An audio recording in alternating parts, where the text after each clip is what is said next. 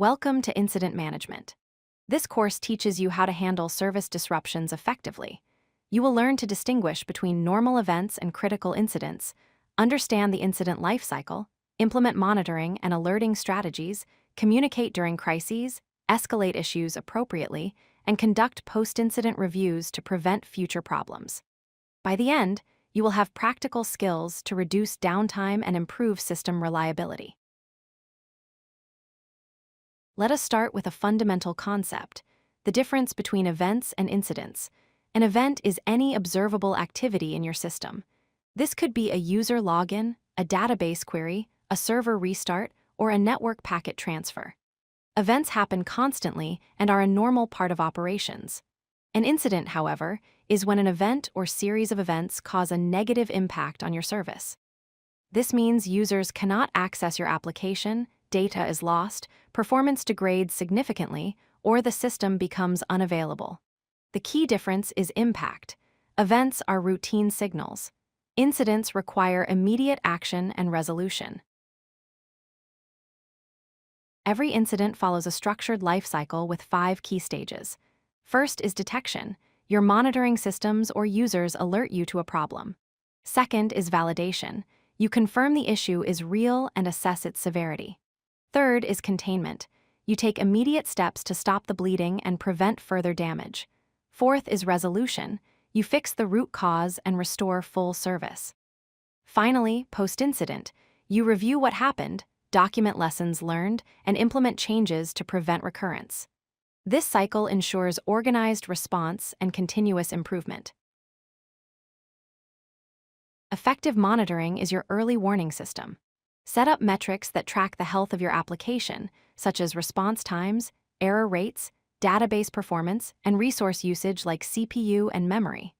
Define alert thresholds that trigger notifications when metrics exceed safe limits. Alerts should be meaningful and actionable, not so sensitive that they create noise, but not so loose that they miss real problems. When an alert fires, your team is immediately notified so they can investigate. Good monitoring turns detection from hours into minutes, allowing faster incident response. Clear communication is critical during an incident. Establish a single source of truth, such as a status page or incident channel where all updates are posted. Assign roles: a commander who coordinates the response, engineers who investigate and fix the problem, and a scribe who documents everything that happens. Update stakeholders regularly, even if you do not have a solution yet. Transparency builds trust. Use clear language, avoid jargon, and be honest about impact and timeline. Once the incident is resolved, send a final communication confirming service restoration. After an incident is resolved, conduct a root cause analysis, or RCA. This is a detailed investigation to understand why the incident happened. Interview team members involved, review logs and system data, and trace the sequence of events that led to failure. Identify not just the immediate cause, but the underlying factors. For example, the immediate cause might be a database crash, but the root cause could be insufficient monitoring or inadequate capacity planning. Document your findings in an incident report, include a timeline of events, and most importantly, propose concrete actions to prevent similar incidents in the future. Establish clear escalation procedures that define when and how issues are routed to higher-level experts or on-call teams based on incident severity. When an incident is handed off from one person or team to another, transfer all context, timeline information, and the name of the current owner so no details are lost.